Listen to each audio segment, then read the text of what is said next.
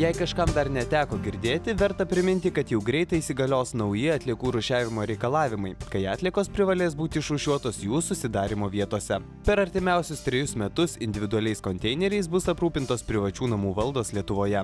Tačiau prieš imantis tokio masto projekto buvo būtina išsiaiškinti, ar viskas išties veiks taip, kaip sumanyta. Todėl būtent čia, Alytuje, prieš beveik 2 metus buvo nupirkti ir gyventojams išdalyti pirmieji 300 mėlyni kaip dangus konteineriai. Pradėjome dalinti konteinerius 2 kvartaluose gyvenamuose.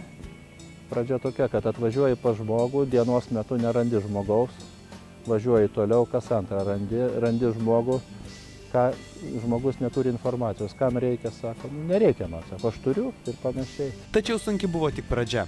Pamatę pas kaimynus pūpsančius konteinerius, kurių aptarnavimas nemokamas, alytiškiai patys pradėjo domėtis, kaip tokį įsigyti. O dabar šioje gatvėje nerastumėt ne vieno priešiškai nusiteikusio prieš rūšiavimą savo kieme. Čia yra idealus variantas, reikia skaičiuoti, kad čia žmonės vis tiek plastmasės užima daug vietos. Jas kaip anksčiau pildom, tai būtų tik taip.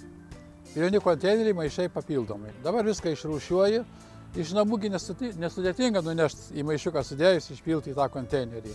Čia yra labai geras dalykas. Dabar, prabėgus beveik 2 metams, galime konkrečiau apčiuopti tokio rūšiavimo rezultatus.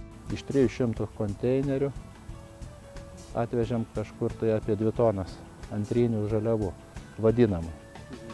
Tame konteineryje pusė buvo ne antrinių, o pusė buvo paprastos komunalinės atliekos, kurios keliavo į sąvartyną, išrūšiavus. Nors gyventojai kartu su konteineriu gavo ir atmintines, nurodančias, ką galima mesti, nesusipratimų vis tiek pasitaiko. Tačiau džiugu, kad teisingai išrūšiuotų atliekų dalis kas mėnesį didėja ir būtent Alytaus regione šis projektas tuo įgaus didesnį pagreitį.